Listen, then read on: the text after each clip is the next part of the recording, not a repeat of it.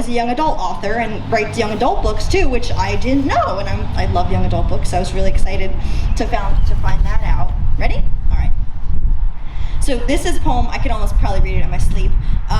It's called The Name of a Fish, and it's something about the way it's written really, really strikes me. I went to college in Boston, and she's a Massachusetts native, and it's a beautiful poem. Boston, yeah, exactly. So it's called The Name of a Fish. If winter is a house, then summer is a window in the bedroom of the house.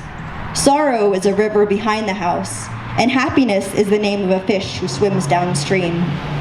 The unborn child who plays the fragrant garden is named Mavis. Her red hair is made of future, and her sleek feet are wet with dreams. The cat who naps in the bedroom has his paws in the sun of summer and his tail in the moonlight of change. You and I spend years walking up and down the dusty stairs of the house.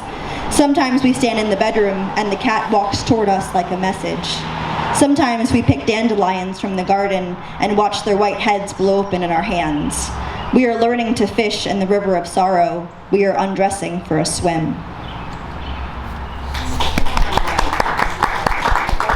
Really good. And then, yeah, it's very different, right? I just loved it. And then, so Franz Wright has a poem called The Wish. And if I ever had two favorite words that have been put together, it's ferocious and nocturnal. They just are really good words. They go really well together, and I just love it. So The Wish. I'm tired of listening to these conflicting whispers before sleep. I'm tired of this huge misshapen body. I need another. And what could be lovelier than the wolf spiders with its small hood of gray fur? I'm told it can see in the dark. I'm told how its children spill from a transparent sac it secretes like a tear. I'm told about its solitude, ferocious and nocturnal. I want to speak with this being.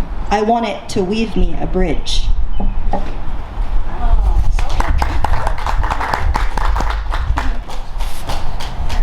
I'm going to read one of my own. I'm not as cool as Miss Sharon here, who actually published her book, but I have my thesis from my BFA is here. I never published it. I thought I would one day, but I can still read from it, right?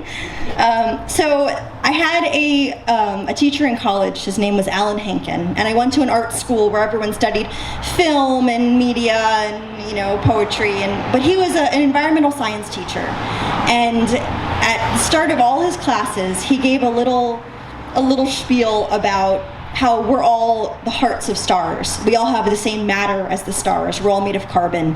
And he's like, well, why am I here pouring my heart out to you about the hearts of stars, to you artists? And you're like, why am I in this science class? And he's like, well, the artists are the ones that are going to change the world.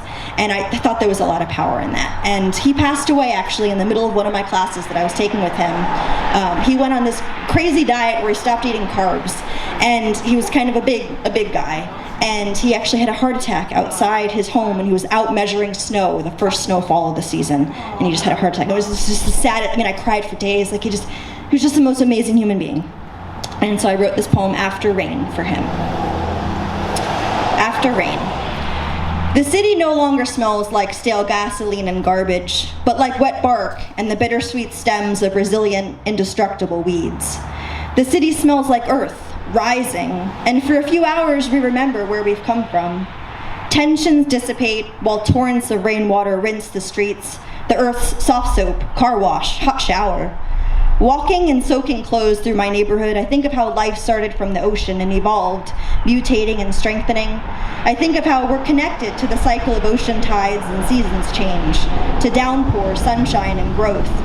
We depend on the land like green leaves to the sun, though sometimes in the city we forget.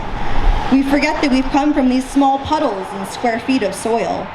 In the park, I close my eyes and picture the forest, the arching pines, the owl cries, the earth patting my feet with each step. The forest eats itself and lives forever, a concept that has always haunted me, knowing that we have conquered what we cannot own and destroyed more than we can name.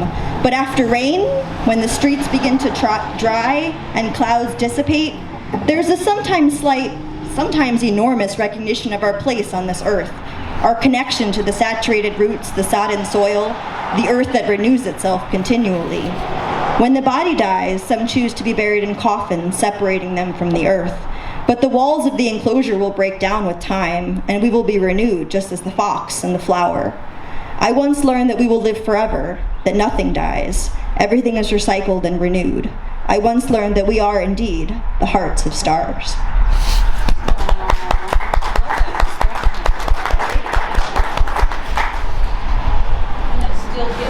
I know, right? Oh, God.